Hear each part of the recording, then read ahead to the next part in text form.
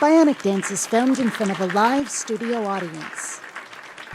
Remember, I said most of the time, when we're doing science, we come to naturalistic conclusions. That's true.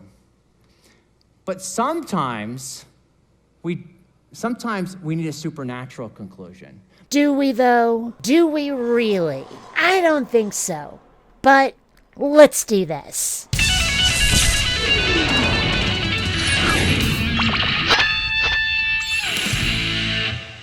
Greetings, fellow space travelers. BionicDance here. Theists sure do love their god magic, don't they? The lengths to which they'll go to justify it. It's like being in high school and there's that one kid who still insists Santa Claus is real. If that's you, hey, spoiler alert. But for many people, okay, we've come to so many naturalistic conclusions. Tim, maybe if we just give scientists more time, eventually we'll explain everything naturalistically. Sounds like a pretty reasonable plan to me. So far, not once have we found an observable phenomenon, studied it, and found a magical explanation. Not once. So I'm betting my money on a naturalistic universe. I'd take those odds to Vegas. And so you might hear something like this. Years ago, superstitious people thought that lightning came from the lightning god Zeus and thunder from the thunder god Thor. Well, now we know lightning is just an electrical discharge. It's just electrons doing their thing. And thunder, that's just, rapidly heated air molecules expanding. See, we don't need Zeus and Thor. We can explain this stuff naturalistically. And so over time, our naturalistic explanations increase, our supernatural explanations decrease, and listen, over time we'll explain everything naturalistically.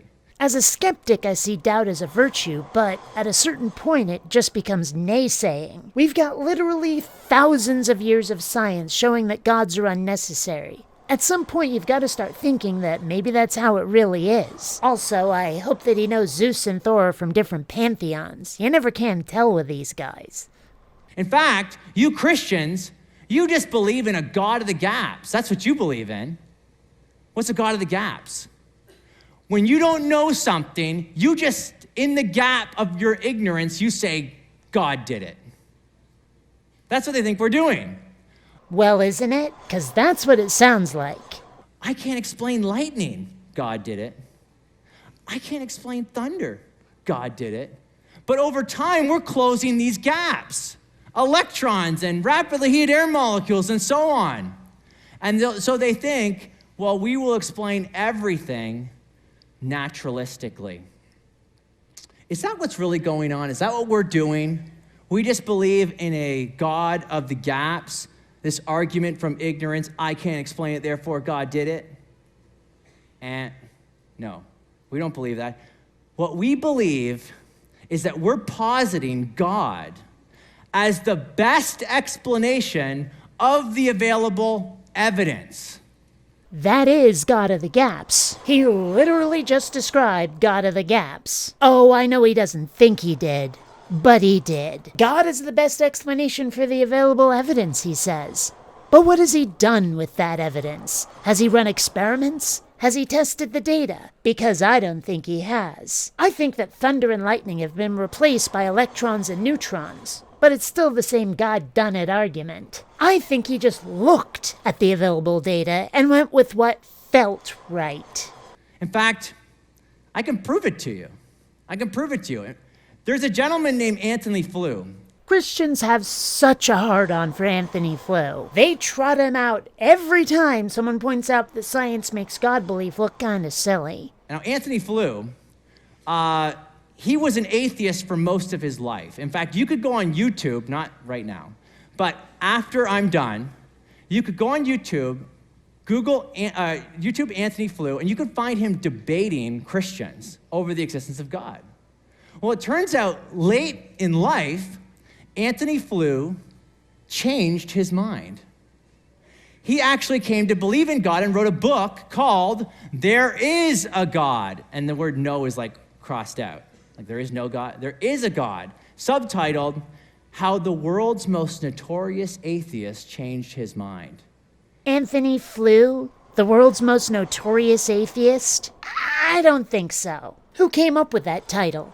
Did he write it himself? Anyway, so what? So an atheist scientist became a Christian. How many Christians have become atheists because of science? How many of them were themselves scientists? How many scientists are still atheists? You can't reason from 1 to infinity. You can't hold up one famous case and go, see? See? But really, what else can you expect from someone whose worldview absolutely requires faith? Rationality isn't exactly his forte. His book's worth reading, but here's a quote from it. Listen very carefully. He says this: I now believe that the universe was brought into existence by an infinite intelligence. I think Frank spoke about that. That's the origin of the universe. I believe that the universe's intrinsic laws manifest what scientists have called the mind of God. That's fine-tuning. I think I touched on that last year. I believe that life and reproduction originate in a divine source. Well, who cares what he believes? What can he show? Let's see some testable results, pal. He says this: why do I believe this, given that I have expounded and defended atheism for more than half a century? The short answer is this: this is the world picture as I see it that has emerged from modern science. Do you understand what he's saying here? This is the worldview. This is the world picture that has emerged from what? This is not a God of the gaps. I don't know, therefore God must have done it. That wouldn't have convinced Antony Flew to change his mind.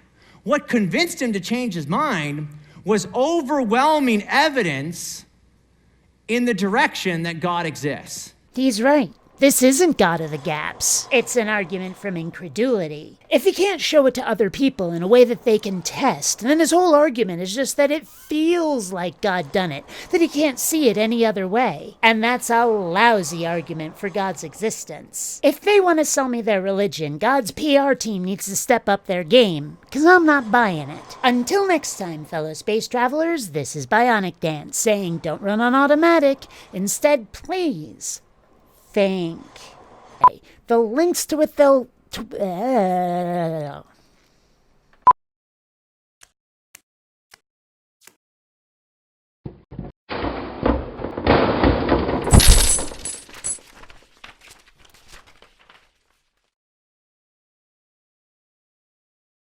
Reading videos has been found to cause fresher breath, enhanced metabolism, and greater sexual magnetism.